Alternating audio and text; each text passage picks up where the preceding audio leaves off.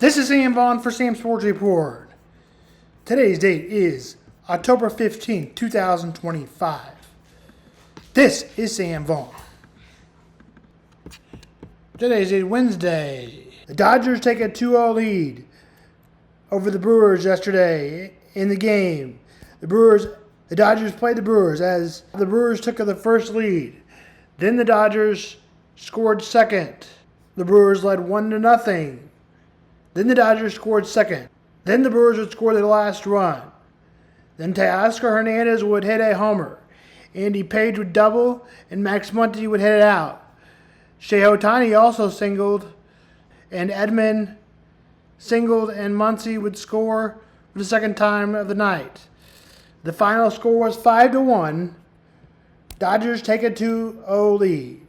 Tonight is baseball, and the Seattle Mariners with a 2-0 lead will play the Toronto Blue Jays and are in trouble with 3 on the road. In Seattle are the Blue Jays. For the Blue Jays, hoping to get back in the series, it'll be for Seattle, who host will be George Kirby. For the Blue Jays, it'll be Shane Bieber.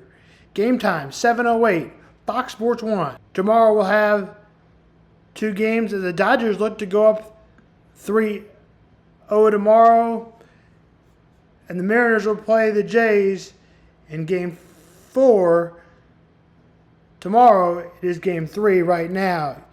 Now we move on to football. Yesterday we discussed who would become the Penn State coach, leading candidate. Here is that link. I had Matt Rule as the leading candidate.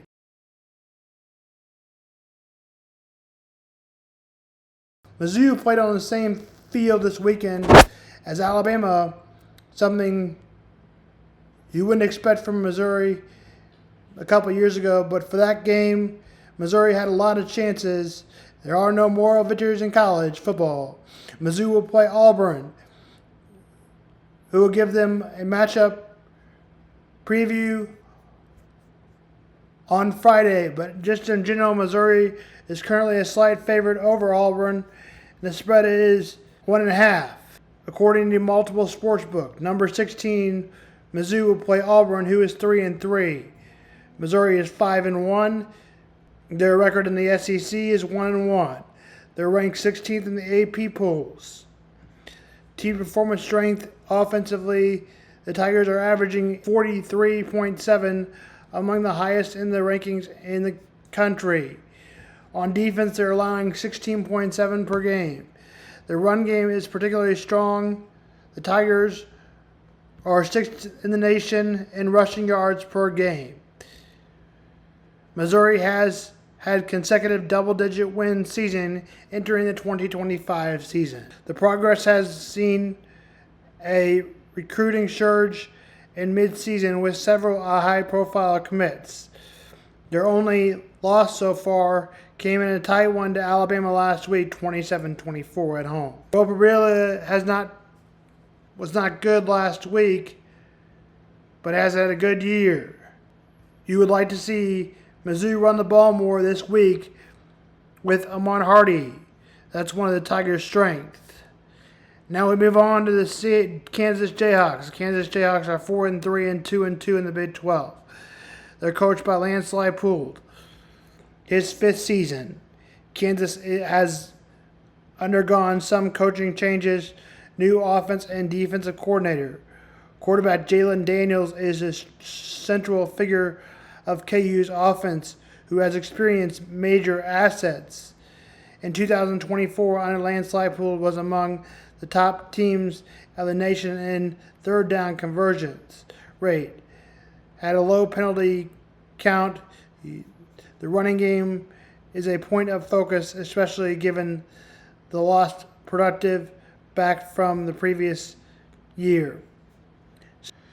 KU opened their season against Fresno State and won that one. Kansas' second game of the season was Friday, August 29, 2025, where they won 46-7. And Kansas' third game was against Missouri. Our official games upcoming